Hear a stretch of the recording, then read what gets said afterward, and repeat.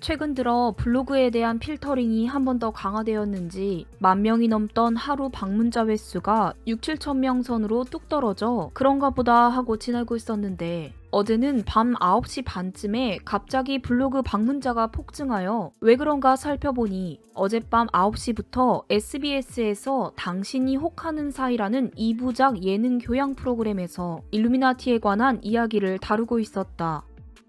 그러고 보니 몇 달 전에 2021년 연초에 일루미나티에 관한 프로그램을 만들려고 하는데 통화를 하고 싶다고 비밀 댓글을 남겼던 SBS 기자 혹은 PD가 생각나 그때 기획했던 프로그램이 제작되어 방송되는 것이라 짐작하였다.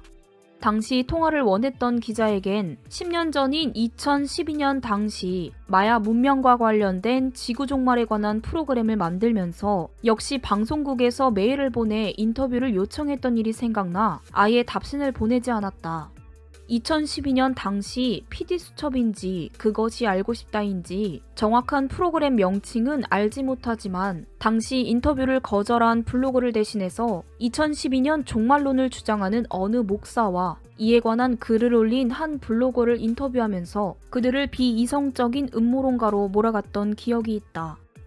인터뷰를 한 사람의 의도와는 상관없이 자신들이 원하는 내용만 편집해 사용하는 악마의 편집을 좋아하는 방송국 사람들의 생태를 아는지라 이번 인터뷰 요청에도 응하지 않은 것인데, 역시 어제 방영된 프로그램의 결론에서도 일루미나티에 관한 정보는 사회 취약계층에게 피해를 주는 비이성적인 음모론이다 라고 정리되는 것을 볼 수 있었다.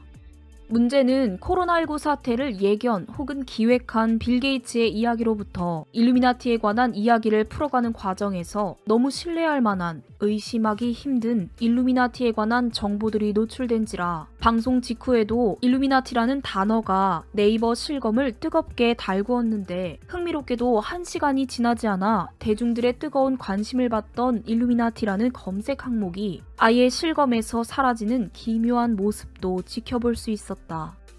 개인적으로는 어제 당신이 혹하는 사이라는 프로그램을 통해 일루미나티에 관한 금단의 정보들을 지나치게 노출시킨 프로그램 제작자에 대한 조치가 있을 것 같다는 생각도 드는데, 여하튼 코로나 사태 이후 이 땅을 루시퍼가 통치하는 세상, 뉴월드 오더로 만들어가려는 세계정부주의자 일루미나티들에 대한 대중들의 관심이 높아지자 이를 비이성적인 음모론으로 몰아가기 위한 언론의 본격적인 마사지가 시작되고 있는 것으로 보인다. 그러나 한 사람을 영원히 속일 수는 있고 모든 사람들을 잠시 속일 수는 있어도 모든 사람들을 영원히 속일 수는 없다 했다. 대중들을 통제하기 위해 자신들이 만든 정보화라는 외부로 인해 오히려 자신들의 정보가 노출되는 흥미로운 일들을 우리가 지켜보고 있는 것이다.